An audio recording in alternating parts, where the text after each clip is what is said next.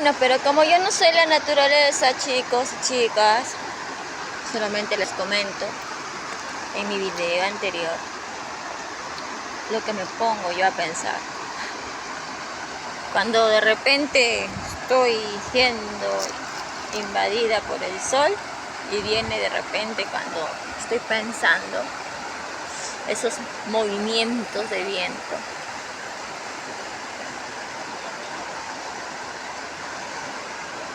Me dice, siempre serás bienvenida, ¿no?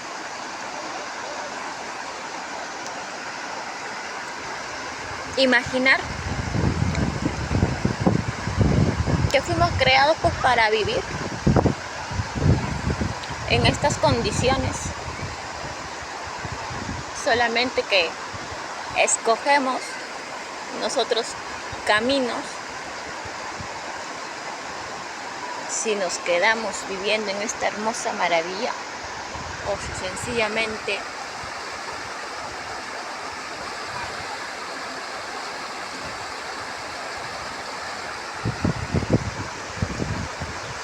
nos vamos.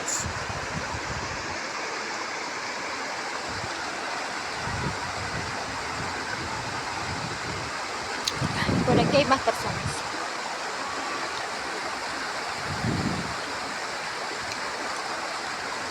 Un grupo de personas.